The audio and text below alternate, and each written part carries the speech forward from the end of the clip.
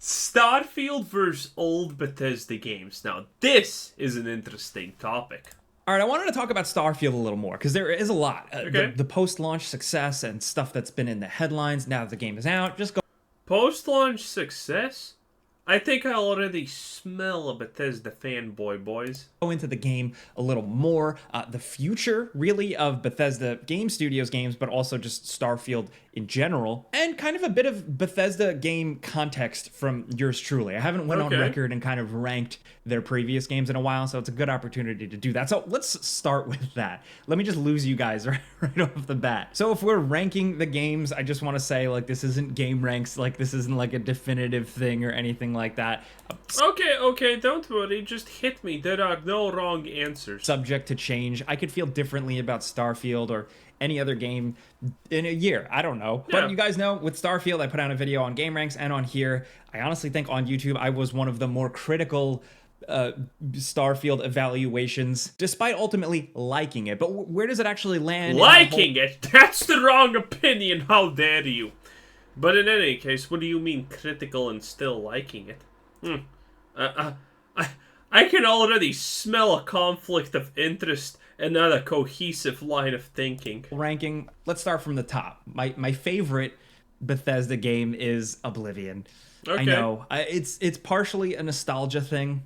I'll totally admit it was one of the games I was most hyped for pre-release, and it met all my expectations. I mean, it's no Fallout New Vegas, but you know, I mean, okay, Chief. But I just love the setting, the tone specifically of Cyrodiil, and everything they really built there really worked for me. It also had a hell of a good expansion with the Shivering Isles, and it kind of just felt like it paved the way for the next couple of Bethesda games. But the Oblivion Gates, Sean Bean, Patrick Stewart, like it just scratched the right fantasy itch. Obviously, Cyrodiil feels very different from the rest of Tamriel in terms of it feeling a little bit more traditional fantasy. But for me, it was perfect. Knights, swords, minotaurs, mages, the Thief Guild, all that stuff just really stuck with me. The color palette, the density of the game, at the time, the density of the game, that felt like the first game you could truly... Okay. So, if we compare this game to Starfield, there's already 15 times more open world here, 27 times more graphical fidelity, as Todd Howard would say, and 300 billion times more things to see in an exploration game that has fast travel to literally anywhere. How did they get away with that again? Than Starfield. Okay, just kind of pointing that one out there. Go walk in the forest and get lost. And that is not lost on me. Like that was a very specific moment in gaming, and I really love it for that. Does it still hold up today? I actually think somewhat yes. I fired it up pretty recently, and I was still very happy, very satisfied. Some of the RPG stuff, some of the menu stuff, and obviously the combat is very simple, but for me, it works. And I'm going to continue the trend here. I think, like, if you're... I mean, it's not really that different from Starfield, if we're being honest. A Bethesda Game Studios fan, there's, you know, the fantasy or the Fallout. Like, I'm the fantasy guy. I like Elder Scrolls a lot. So number 1 is Oblivion. Number 2 is Morrowind. Morrowind was that first hit makes for me. Sense, yeah. That was my first exposure to Elder Scrolls, and it felt incredible. I remember reading up on it, hearing about it, and going, whoa, I gotta get me some of that. And at the time, I had both a PlayStation 2 and an Xbox, but my Xbox was really just like the Halo machine, and Morrowind was the first game I got. That old fucking Anarchy Online engine, you can see it there. On it that like really felt like something special. It felt like a PC game. It was a hot mess, but it was so much fun. Is it dour, weird, strange, muddy? Yes, but that's part of the feel. And for me, that was, again, the exposure to the Elder Scrolls, and I think it was a good time for it because it's Elder Scrolls at its most distinct. It's not as derivative. It's got a lot of weird shit in it. You see a lot of like how the Dark Elves are living, and the world is just so varied and just strangely different from what we've seen. And again, it just felt like a good classic PC RPG. By the way, this part right here literally never fucking got me. Well, I literally never understood this. They built a fucking bridge over a literal small puddle. This part right here always got, even as a kid, I was like, why is this here? How does this make sense? Because it doesn't. Classic PC RPG, but set in this expansive, incredible open world. Like, there was just so many possibilities. Was a lot of it just flat, weird geometric shapes? Sure.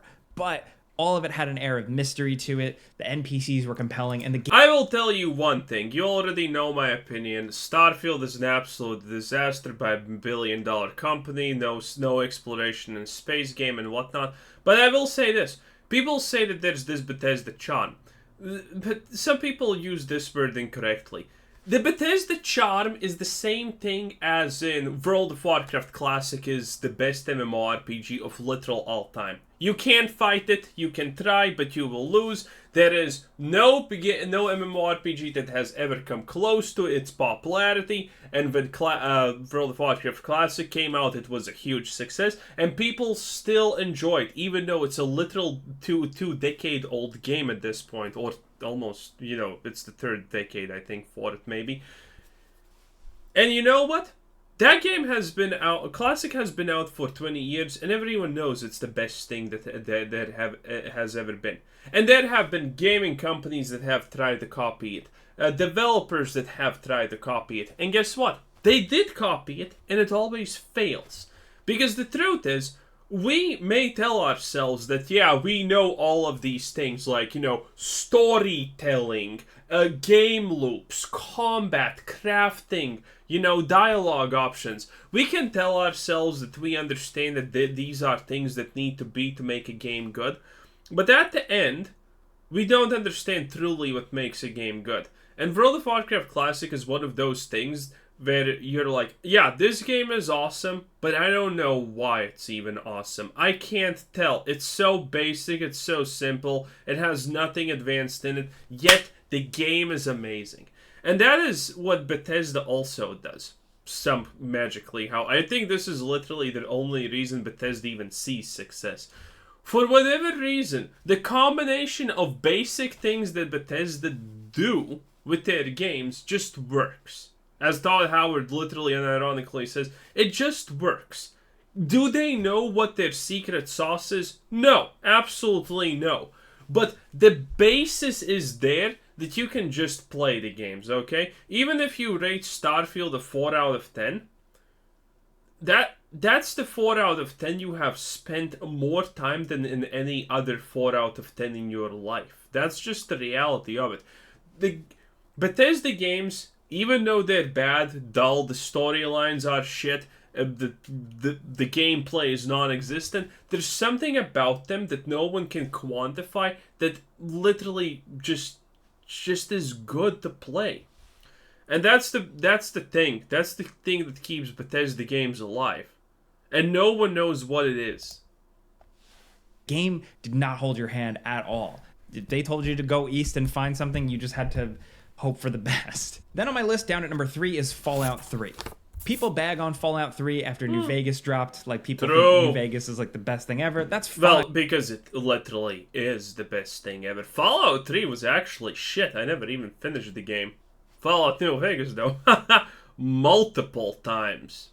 Literally never with NCR, though. But I really like Fallout 3. I love the tone, the color palette, the whole thing, the fact that Liam Neeson is your dad. I really like the whole intro of that game. Why is this dude so obsessed with Liam Neeson? I don't even know who that is. Of Washington, D.C. I never understood these people who are like, a voice actor that was from here is gonna do a thing here. Wow, that's so... No, I don't give a shit. I hope he does a good job, but I don't actually care. Just so iconic, and yes, the game falls short in certain aspects, but I still really, really enjoyed it. That was my... And by the way, like, Fallout 3 is probably... Fallout 3 originally is, in my opinion, worse than Fallout 4 by, like, a literal landslide, which some people will not agree with. But, again, it's still playable. I still kind of liked it, even though, in my opinion, it's, like, probably the worst Bethesda game out there that I have played, at least, But that's kind of it. Again, It's just playable some magically how. To Fallout, and they nailed it. After playing so much Oblivion and shit, and then coming to this and being like, oh, this game has guns and like you're a cool survivor guy. It just hit. Then, believe it or not, I'm struggling where next on the list. I think it might be Starfield, specifically for it being unique, for it feeling like a completely different thing. Again, in other videos, I've talked about some of my problems with the game. Dude, every single person who currently is rating Starfield positively, their reviews are unironically always the same. Oh, there's a bunch of bugs and bad things about it, but I just play it, so it's fine. Oh, after 20 hours it gets good. And this is, by the way, completely not ironic. These people are not being ironic. They're just like, the game's bad, but I play it because I like it. I like this game. They're kind of like selling the idea that they like this game to themselves really hard. Every single review is the exact same thing. The game is bad, but I like it. That's kind of it. It's the same thing over and over again. I have significant issues, but ultimately I like it and I've been having fun. And I think with Starfield, where it really excels is being different and also just having some of their coolest faction stuff in games. Also, the fact that it's like a pretty good feeling shooter. Then after Starfield, believe it or not, and some people... It's a horrible shooter, dude. What the fuck are you talking about? You need to spend 50 mag clips to fucking deal with a basic level 6 pirate. People are going to think I'm absolutely crazy. This is just personal stuff, man. Skyrim is down on the list. So yeah, I'm putting Skyrim below Starfield. And it's only specifically because this is crazy. I've never admitted this. Like, Skyrim never totally hit with me as an Elder Scrolls lover. I don't know. Maybe it was the time of release with so many other games or something, but like... Let me explain Skyrim for you. I think Skyrim was pretty bad. I think Skyrim was, ocean with the depth of a puddle, obviously. But I still played like 40 hours of it or something like that. It's one of my longest played, games that I have not liked. Again, Bethesda games, they're just playable. You can just play them even though they're bad. It makes no sense.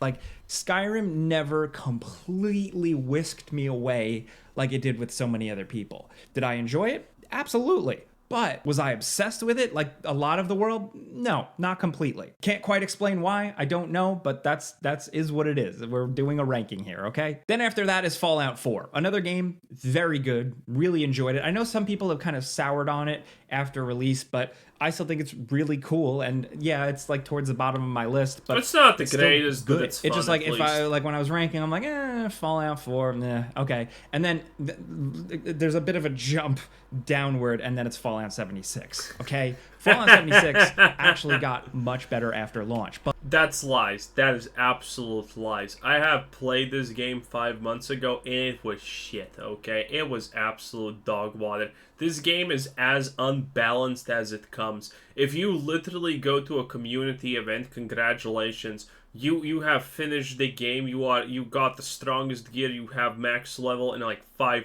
fucking minutes. It is by far the worst Fallout experience ever, and it's still buggy as all hell can be. It's like the NPCs that they added are garbage. There's some dialogue options, and none of them feel actually impactful. What else? Oh yeah, it's bad. Yeah, that's pretty much it. It hasn't changed a lot since its release when it was a disaster. That's pretty much all I can tell you about it. It's so bad. But Fallout 76 for some people just did like irreparable damage. People hated that game, hated the way Bethesda handled a lot of it, and I get it. So yeah, like I agree with most people. It's on the bottom of my list, but not in the depths of hell, because again, after a lot of updates and stuff, it found a community. And I, by the way, would rate Starfield exactly the same as Fallout 76. Which I have like 50 hours in anyway. Actually got pretty all right, but yeah, that's my ranking. So I wanted to like kind of provide some context, at least how I feel about these games. I'm mostly an Elder Scrolls guy. Sorry. I also played a lot of Elder Scrolls Online for Game Ranks videos. Never really talked about that over here, but yeah, that's where I'm at now. I think it's interesting to look at Starfield in the big picture. I'm curious because the news hit the other day about it hitting, what was it? 6 million players already, so it is technically significantly Bethesda's biggest launch of all time, and it's a new IP. So that leads to a lot of questions, like with Bethesda, like I don't understand people who say, and it's a new... The fact that it's a new IP and but the first Bethesda games in a billion years literally makes it... It should be the most unplayed Bethesda game of all time because of that. Everyone knows who Bethesda is. If you have been a gamer for more than 2 years, you know who Bethesda are. They're literally one of the gaming creator legends. Like, Mamma Mia, Spicy Meatball. People are popular. What are you even doing? So, the fact that it has a lot of players now, but through Game Pass, which literally means that people are playing it just because they got it for free, is stupid. So, this is not an achievement. It should be higher, but the fact that it's on Game Pass means that Xbox was so afraid that this thing will flop so hard it's not even going to be funny. They literally decided, hey, we're going to put this on the pass, so people don't have to buy it because we know it's bad. is Starfield their next big thing? Are we going to see Starfield sequels before maybe we see the next Fallout or something? I don't know, to be honest. Probably. We're going to see a new Starfield. Their biggest launch of all time, that is cool. Good for them. There's a lot of cool stuff with this game. People are enjoying it. My big question is, does the IP, the new... The water's static, by the way. Nothing except dust particles was added to this. This is great. Thing itself, the Starfield, the world, the lore, have the legs to stand on to be There is no lore to speak of. Thing moving forward. The game itself, yes, a lot of exploration, space travel, shit that people are really loving, but the lore and the world they built, do I want a sequel to Starfield? Do I want to continue to exist in specifically this world? Probably yes. I don't know. There are some very cool aspects of Starfield, how it handles Earth, how it handles space, humanity. What do you mean, Earth? Earth just died and no one even knows. Bruh! In the future, I think other sci-fi series... Well, the reason it's interesting how Bethesda has handled the space situation is because they said it's about realism to a certain degree, but the reality is this shit is absolutely about zero realism at all. It's true. There's not a shred of realism in this game, okay? None of the settings in Starfield make even a single shred of sense.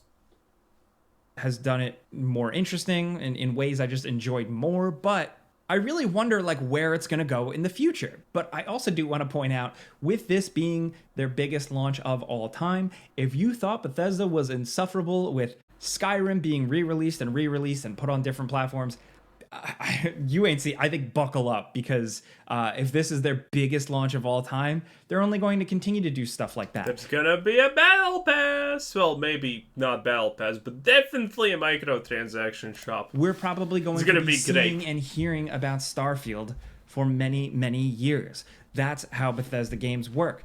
When they have success, they have very long tails. Now, the part of that I'm excited about, and I talked about this on the Game Ranks Friday show, is the modding stuff. The modding community jumped in immediately, but they're only getting started. There's tools that still need to be released. There's still things that modders are cracking open. So I expect that to be where things are more interesting. And if Bethesda doesn't have any like fuckery this time around with how they treat modders and stuff, it seems like they're just totally embracing it now. I think that's where the game can potentially... They're embracing it because mods are going to be sellable pieces.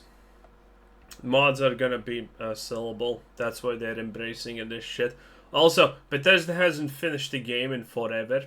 Literally not a single game Bethesda has ever made has been finished. It's just that allowing the modders to fix the game for them. Cool life. Not to mention people just... Not only just fixing things in the game or like adding Spider-Man or whatever, but actually adding real content to it, adding stuff on planets, making their own fun little stories. Imagine you're so far the Bethesda rabbit hole that you are demanding that people who do not work for Bethesda make new content for the game that they don't own, because the Bethesda cannot be asked to make content themselves for the game. Imagine Imagine this is actual reality that you live in. That other people need to finish Bethesda's game for them, and you literally demand it.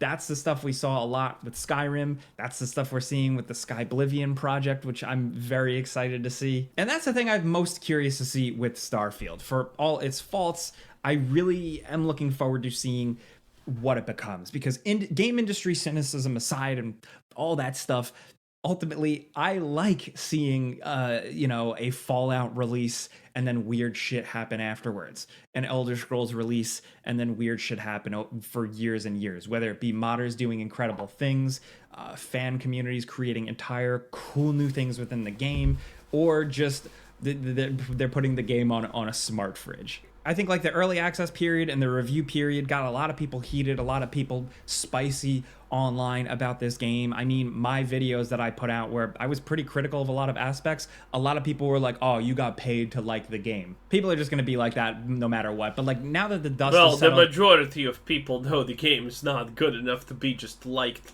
Then people are actually getting their hands on the game and seeing it for what it is. I think it's actually showing like the positive aspect of a lot of us being so online and the gaming discourse being so online is because you're seeing people share cool discoveries from the game, make weird characters and character creators. So any game, flawed or not, that's the stuff I like to see. And with Starfield, I've said it in my previous videos, like leading up to, and then the review, like we're going to be talking about it for a while. We're going to be seeing more from it. It feels like it's only just starting because these games kind of act as like weird platforms. So I don't know. I just kind of wanted to ramble and dive in with a little bit of a talk. That's a decent ramble right there. Here we go. Anyway, this was Quizzer Sid. Thanks for watching. Subscribe if you haven't already, and have a nice day. Bye-bye.